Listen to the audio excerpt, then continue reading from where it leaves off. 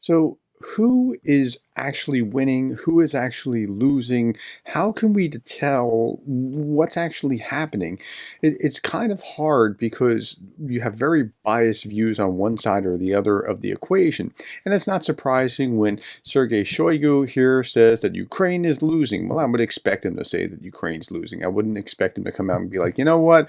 We really kind of screwed the pooch. We're not doing very well. Probably ought to go home. He's not going to say that.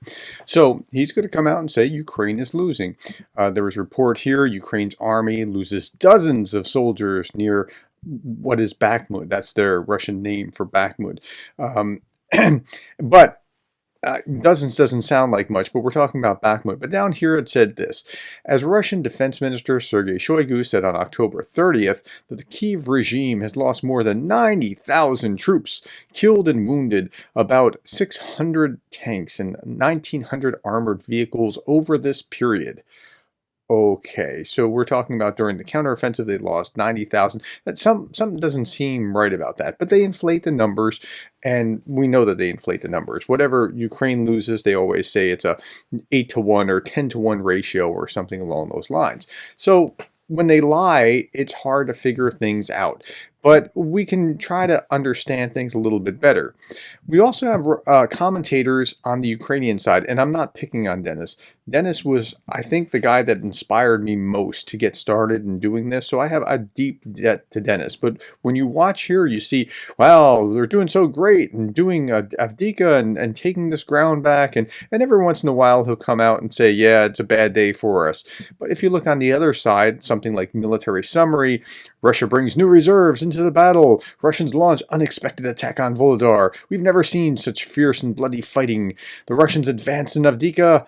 The Russians were firmly entrenched at Avdiivka. Okay, so how do you know what to believe? Well, there are some ways. So, for example, here is the Ukrainian official numbers, and the number you want to look at is right here. I'm sure most of you know that. And then we're going to look at it day over day. So let's look at what we see. So this is November 3rd. And this is November 2nd, 930. This is November 1st, 680. This is Russians off the battlefield. And we're not exactly sure if that means killed or killed and wounded. And Zaluzhny seemed to allude to the idea that it was killed and wounded, but nonetheless, off the battlefield. 870, 860, 660, 740, okay. And most of that's coming because of Avdiivka, because the Russians have chosen that they really want to take this place, and so Ukrainians have obliged them and met them there and are just, they're just getting hammered in Avdiivka. Okay, so that's what's happening there, and that's what's causing some of the heavier casualties, because they're not usually having that heavy casualties. Now, you could say, okay, but Professor Gerdes, this doesn't make any sense to me. You are saying to believe the biased view of the Ukrainians. No, I'm not saying that. I'm saying that's one check. I am one source. Go and check other sources as well. Check Ukrainian sources, American sources, look at Russian sources, but understand why they're saying what they're saying. That's why I started with RT. I'm trying to understand what they're trying to project. Look at European sources. Look at all kinds of sources. Okay, now another way of looking at this is to go to Andrew Perpetua. He does a great job of just kind of tabulating all the losses that he sees from the battlefield, from all the open sources that he can. Now, this was November 2nd, so one day ago, and when you see red, the red means it's Russian, the blue means it is a Ukrainian loss.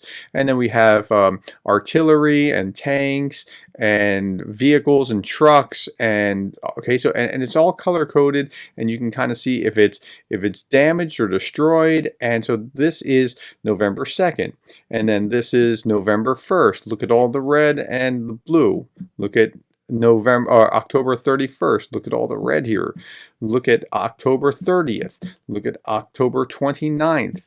Look at October 28th. Now, has he covered it completely? No, but he does a pretty good job in comprehensively trying to understand it. And this is October 27th. So you can go back. This is all open. It's all on Twitter. You can see it for yourself. So just look, but don't just imbibe one view of what's going on, or how one person is framing it, because your safety from distortion comes from multiple lenses. I don't know how to explain it better than that, but if you just look at one source, even if it was me, I don't want you to just look at me. Go beyond me and go hear other sources so that you can get a fuller understanding and appreciation for what's going on. So, of course, Sergei Shoigu is going to say what Sergei Shoigu is going to say, and I would expect him to make that claim. But then we also have yesterday, Ukraine's commander-in-chief, the breakthrough needs to beat Russia. And he used the word stalemate. And this is going to come out in a big way, because he gave a very fair encapsulation of what was going on and why things were happening and why they were kind of locked. The Ukrainians can't really make a lot of progress trying to punch through like they hoped that they were going to be able to do. And he admitted that. And this is going to come out in all kinds of Russian propaganda. And I'm already collating things about that. So rest assured, you'll see a video pretty soon about that particular topic, how the Russians are going nuts about this. But the Russians, it turns out, can't really get through in a place like Avdiivka. They've been trying here, and they've lost 5,000 plus maybe at this point in Avdiivka. And so, you've got to understand as much as possible what's going on and why.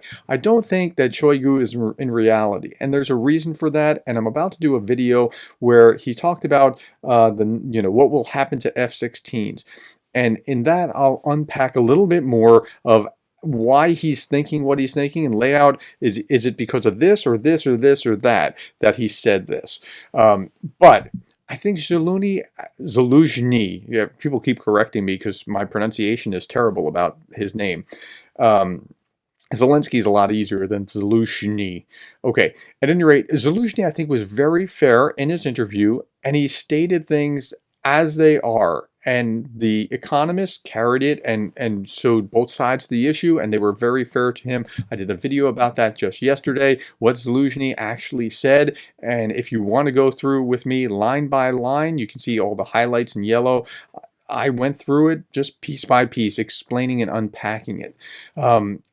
This was as opposed to the very shameful hit job on Zelensky that happened in Time magazine. That was unfair. It's unfortunate, but I show you how to think through that. So I'd argue you should go back and see both.